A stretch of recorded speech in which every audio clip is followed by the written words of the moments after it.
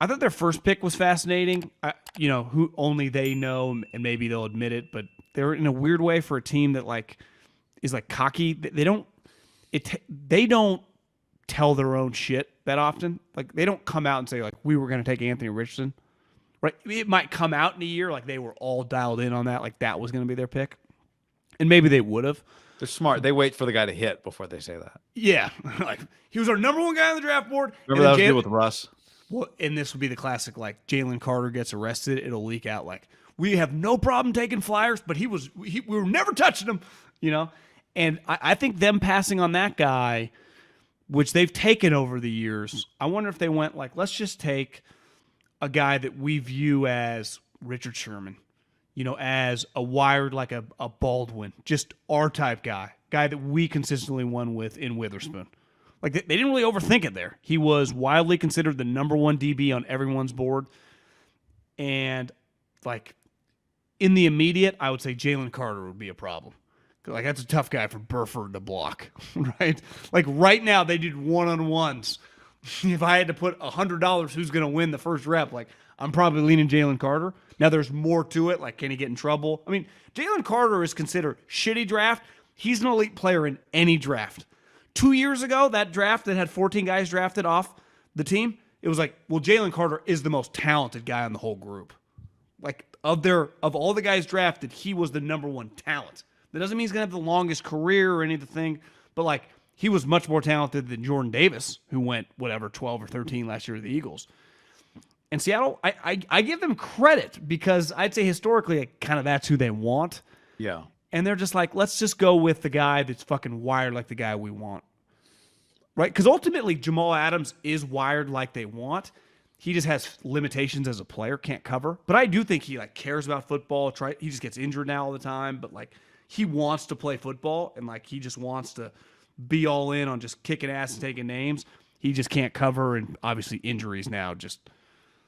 I mean, he missed most of last season. I even forget the injury, but he's been hurt since he's gotten there. They do like guys that are wired like that. And you said you've heard great things about Witherspoon. Oh, fucking bull! People love the guy, and love the tape. Like he was just an ass kicker. Yeah, but I think like historically the kind of the gunslinging, Seattle's got a little Jerry Jones in them. Like get him with us. Jalen Carter's kind of the pick, and sometimes you benefit long term when you're like, let's take a guy we also love, but it's a little bit safer. Zach Martin, remember that's who they didn't take Johnny Manziel. Let's just take a guy, might not be as sexy at the time, just a guard or a tackle, going to be a right guard, right tackle, whatever. Oh, look back up, he just made some Pro Bowls and just a core guy of your team. I think that's the way they lean there, which was a little surprising because I think they easily could have. A lot of people thought they were going to take Jalen Carter. I did. I mean, I was like, John Schneider, Pete Carroll, like that's right up their alley. From a Niners perspective, now he ended up on the Eagles, and you still have to go through the Eagles, right? He and Nolan Smith. But they're more equipped to handle him because of like the older guys they got. Like ultimately, Seattle's a pretty young team. No. Yeah, I'm just saying I agree with you. I'm just saying from a Niners perspective, he still ended up in a place that makes their life difficult. They got to play them. They got to win. They play Philly next year in Philly. But just big picture, I think a lockdown corner is less of a problem for the Niners than a run stuffer or interior pass rusher, right? Because, and we've seen the Niners like play Jalen Ramsey. They have chess pieces offensively more so than just, their DK Metcalf is a certain type of receiver. Debo and McCaffrey, these guys, Kittle, these are different types of pass catchers that you can scheme open as opposed to it's just one-on-one battles, snap after snap after snap. The guys that create problems for them. And they've done, I remember, who was the guy who was like the Aaron Donald stopper? Burford? No, not Burford. A couple years ago, the Niners had the guy. Brunskill, yeah, the Aaron Donald stopper. But like those, to me, pressure on the Niners quarterback is the problem. Because the key to the Niners is whoever Kyle has taken snaps, as long as he's got enough time to do what Kyle told him to do and put the ball in the hands of the guy that Kyle's getting open. You can gain yards, yeah. So, like, purely from Niners v. Seahawks, he's a good player. If Witherspoon's a good player, that makes the Seahawks better. I'd prefer they had an all-pro corner than an all-pro defensive lineman. Yeah. But that guy ended up on the Eagles. What's so the it number might have one been thing fighting him anyway. like when the Niners play the Eagles, if they were playing this Sunday, what would you go? Well, Debo told us after the Super Bowl, he's like, you see their DBs? We would have fucking smoked them. But that's the point was Debo, yeah, how do you block? Like the number one thing we'll say is like, they get about 10 guys up front. Like this is going to be, Trent can't block them all. So it's like Banks going to have to play his best game. Burford's going to have to step up. McKivitz and Brendel got to bring it, right? Because last year, the Eagles, most people like Slay and Bradbury, arguably the best on paper cornerback duo. And all the Niners players after, like, we just ran circles around them. But that we were like, well, you got to block their pass rushers. And now you gained one of their pass rushers, but they also just, you couldn't have, he was by far the best replacement for Hargrave in the draft, right? I mean, again, universally accepted. It wasn't even an argument. Yeah, best prospect. Why? He's 6'5", he's 310. He was literally the most talented guy and arguably the most talented defense of the last 20 years.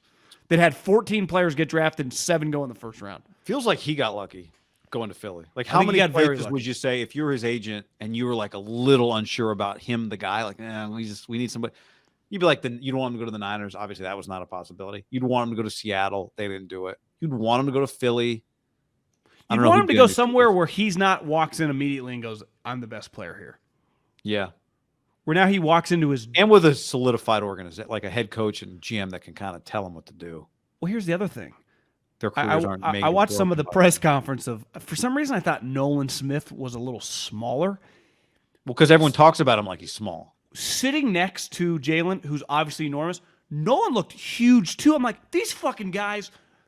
That to me was like Georgia, like Jesus. And he's like, Nolan, I think a lot like last year, Nakobe Dean are like their Fred Warners of the program, like character, leaders. Remember when Nolan Smith, you remember that viral moment at the Combine? He ran like a 4.48 and all of Georgia's team was like it looked like this incredible area in their facility. Must have been like 50 guys just went nuts. Like he's beloved. And Nolan's like, this is my brother. Just like Jordan is, just like Nakobe is. And like, we stick together here. We'll do whatever it takes. So part of it is not just you have older veterans, but you have other guys that like Jalen knows intimately well. Like, I mean, think how much time. They drafted the Keely Ringo. I mentioned it, but they got 3 Georgia guys this team, and then they've already drafted multiple Georgia guys in previous years. How much time have those guys, they're all defensive players, just spent together the last 4 years? The amount of hours together, right? Buses, meetings, practice, sideline sitting. You don't sit next to like Stetson Bennett on the sideline. You sit next to the other defensive guys. Right. Like they have talked to each other, parties, food. I mean, it's a very, very unique situation for the player. Honestly, it feels like one of the most unique things we've ever seen. He's got 4 other defensive teammates from Georgia. Not to mention, I mean, if he had to, like, you can't hang out with Georgia guys, I guess he'd go hang out with a couple Alabama guys. They all been through the wars together. Hurts probably know each other, right? It's where Seattle, maybe they just thought we have this young nucleus. This is where I give them credit. It's not worth potentially throwing a wild card in here that if it fails, it could throw everything that we kind of work to like pivot off Russ. Because they're going to get a lot of credit. If they make the playoffs again next year, and I would imagine a lot of people are going to pick them to be a wild card team, pretty unreal couple of years for Pete, I would say, pivoting off Russ. And just like, what if they win 19 games in 2 years when everyone thought they were going to suck ass? And what if this year they're just better? It's like, yeah, they got a little more pop to them. Also, if you're them, just think about all the receivers in your division, right? Cardinals, Rams, Niners. I would say that adding Jackson to go with DK, I mean, you'd feel for the next several years pretty good about that little crew. I mentioned the other day, their number 3 receiver was like Noah Fant, but their number 3 receiver in the playoffs against the Niners was Marquise Goodwin. That's unacceptable. Yeah.